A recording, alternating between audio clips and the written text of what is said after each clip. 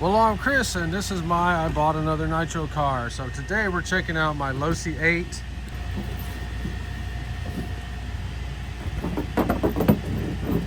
So obviously it's used.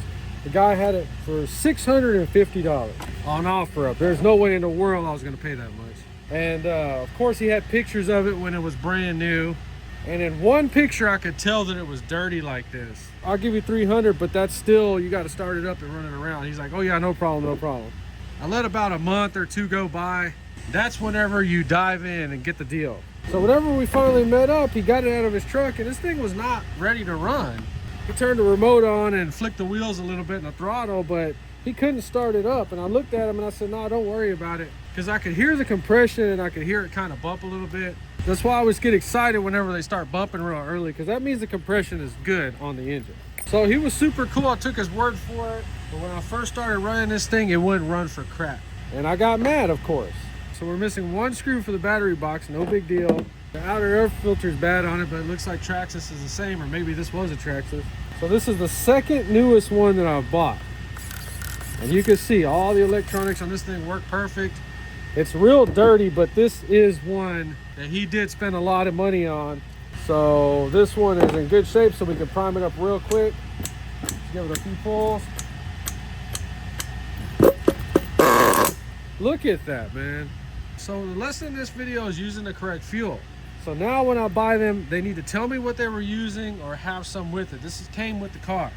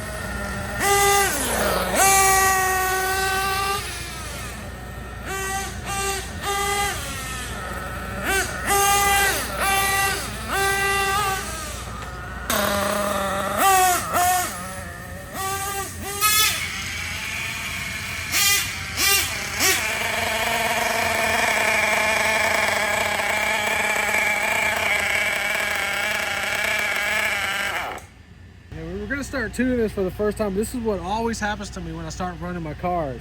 I just start getting in that zone and it started running really good with no tune on it. So I could tell you right now that was doing about 40 miles an hour with just a factory rich tune on it. I don't know what happened. I just ran into pine needles and the freaking exhaust came off the back. I guess it wasn't zip tied very good, so that's what happened. That's what was making that crazy noise. It freaked me out. So the wind started blowing, so I brought this out to look at exactly what happened. And it turned out the little zip tie, it just flew over there. So evidently he had wrecked it or banged it or something, because that exhaust was pushed all the way up, so it was probably barely hanging on. This thing's been starting up really good. This is the second best starting up and running nitro I've had so far. Look at that, look at that. It already wants to start up.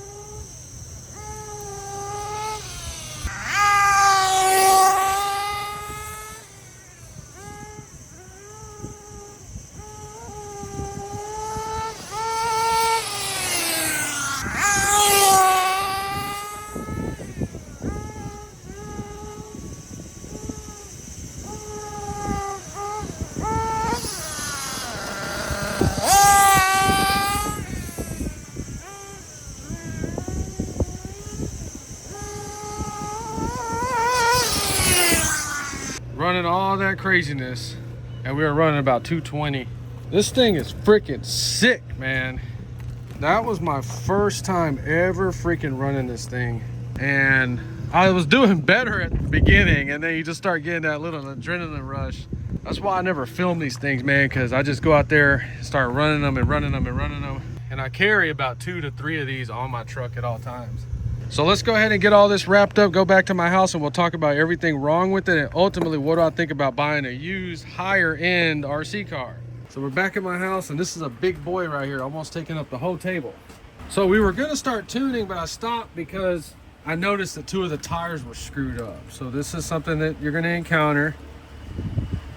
So we can totally repair this 100%. And there's another one. I think it's this corner. Yeah, so we had 2 tires, and every time I hit the high speed, they were kind of getting like that, all messed up. So that's why we didn't want to go any faster. So totally fixable. All the wheels are super straight on this. I love these freaking wheels so much. Awesome wheels and tires. And we were hauling butt on the street, and you can see these tires don't mind. So another cool thing about this one is it shut off at the end of the video, but we completely ran that tank dry. I have never seen one get that freaking low before. Usually they'll start cutting out like, you know, like almost empty. This is awesome right here. So this zip tie right here, it's just loose. It needs to be replaced. No big deal. This right here, nothing crazy, but this gasket right here is screwed up. Okay, this makes a lot of sense now, because I saw that freaking oil on there. I was like, man, there's a damn back cover leaking on there, so it was coming from this. It's just flimsy and thin. We have some fat HPI ones we're going to put on there. What was surprising about this car today is that we were going in a super straight line, and you notice that none of these front suspension pieces are adjustable. But what I like most about this is I don't feel like I need anything else. I feel like this is it. So weird, when I first got into NITRO RC and I saw fuel filters on there, I used to think that was so stupid. I was like, why are these idiots putting those fuel filters on these toys? Like trying to make them like real cars. And now I realize, it's like, good God, man, once you start running these damn things, it's freaking dirty as hell. So I'm actually gonna buy fuel filters for every single freaking one of my Nitros. And I'm gonna buy a bunch of extra air filters. That's on there loose, that's not good. So let's test the reliability of this Dynamite 28. Let's see how well it starts up. After cooling down, let's prime it. All right, feels primed. I can't see anything on this one. Oh my God.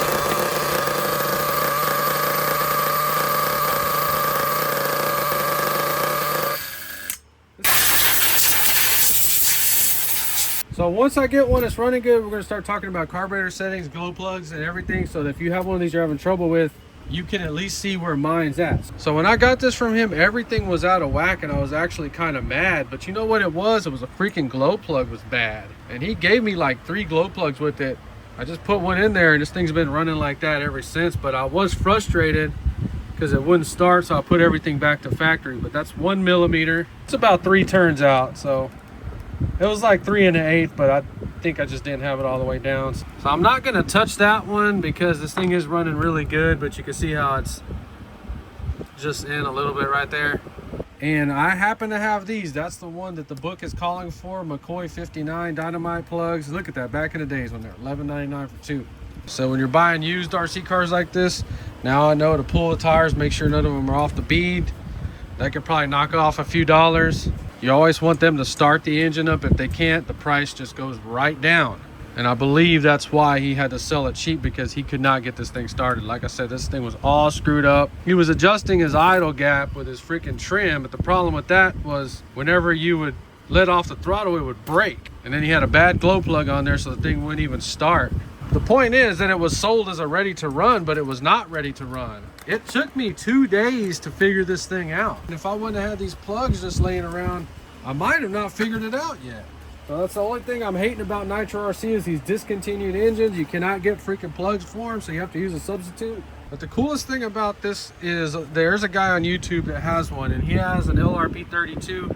I have a competition 32 somewhere in those boxes. And he put one of those on this freaking car like this, and that thing is the fastest, most craziest looking NITRO RC I've ever seen on YouTube. So $300 later, I got one. You see us running it. It's pretty fun. I'm gonna put this one at the top. This is so far my favorite Nitro of everything I've messed with so far. And I think they discontinued these. If you see one of these and it's in good shape like this, you need to freaking buy it because this thing is crazy. All right, so just showing you the deals out there and what I'm messing with right now. Next time you see this, it's going to be all cleaned up and we're going to be experimenting with the GPS and different pipes on it. This one also came with a supercharger. I was trying to find it, but I can't. But we'll do a video on the supercharger as soon as I get it. I think it's a bunch of crap, but it does look cool. And you can see I'm trying to get footage of them running. Be patient and we'll get to every single one of them. If you enjoyed this video, please like and subscribe, and thanks for watching.